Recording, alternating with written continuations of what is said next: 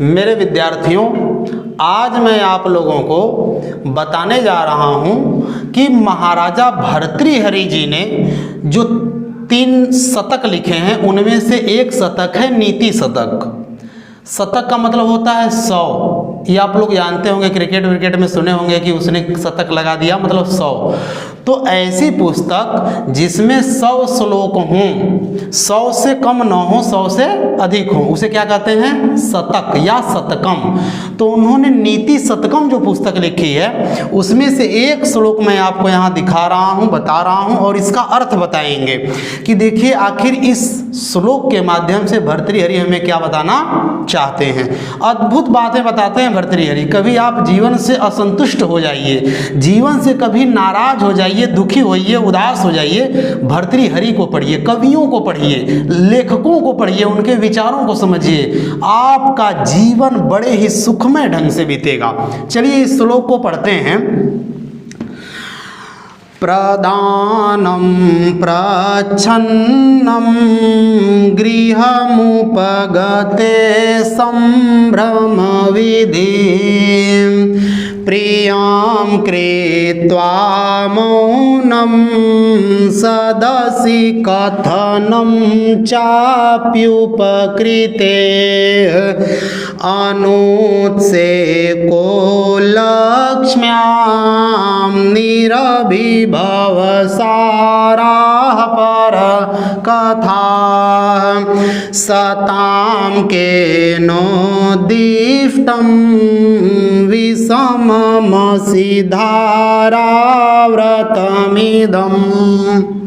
देखिए भर्तृहरि कह रहे हैं कि प्रदानम प्रच्छन्नम।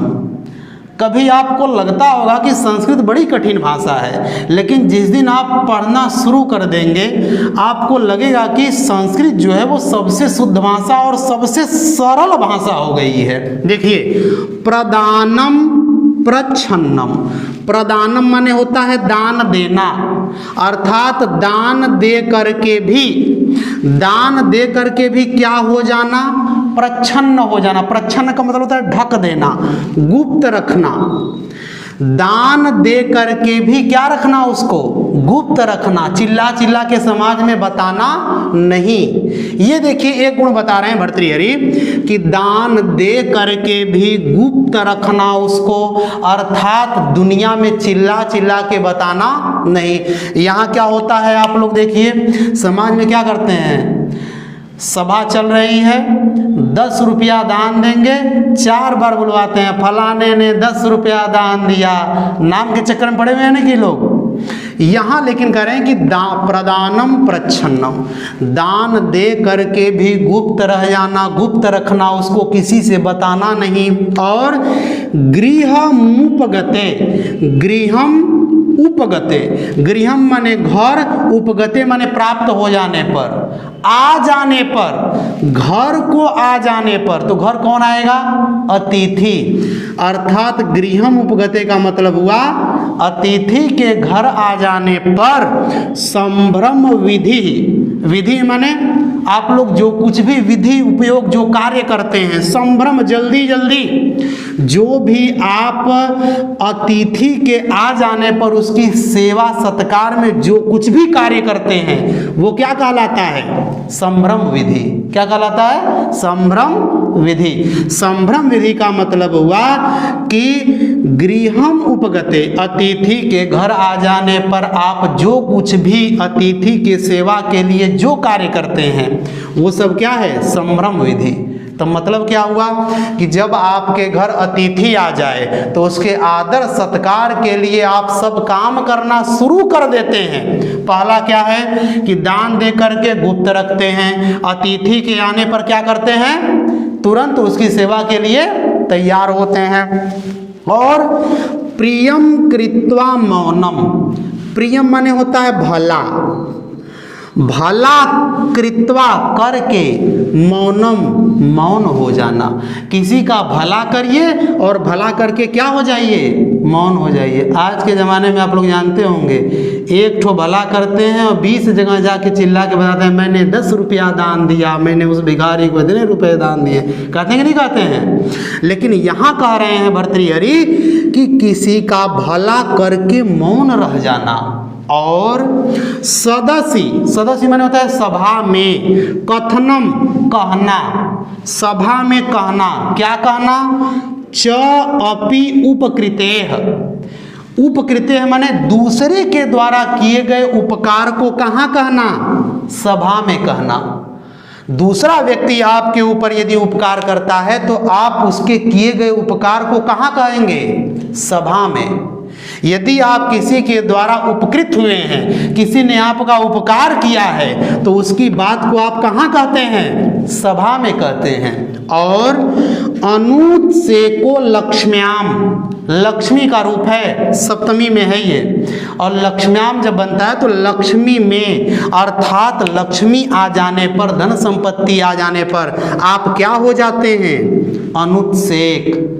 उत्सेक का मतलब होता है घमंड में हो जाना, गर्व में भर जाना, और अनुत्सेक का मतलब होता है घमंड से बाहर चले जाना, अर्थात घमंड न करना, अभिमान न करना।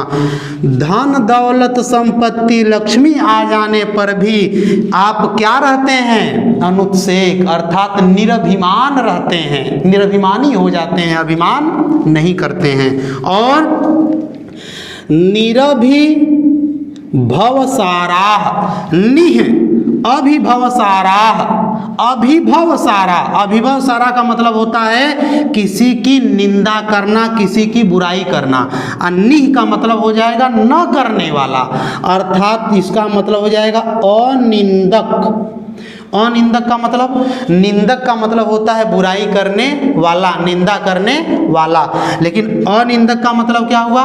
बुराई न करने वाला। कब? पर कथा, पर माने दूसरे की, कथा माने बात में, कहानी में। जब किसी भी दूसरे की बात चल रही हो तो आप अनिंदक हो जाते हैं, अर्थात निरभिभवसार हो जाते हैं, अर्थात आप कुछ बोलते।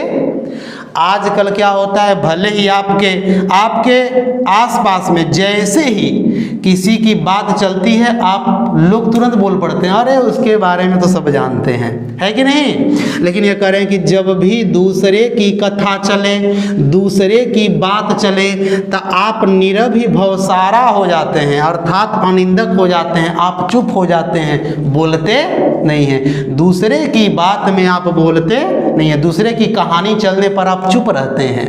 तो ये सारी बातें क्या हैं? सताम, सज्जनों को, सताम माने सज्जनों को, केन उद्दिष्टम, किसने उपदिष्ट किया, किसने उपदेश दिया।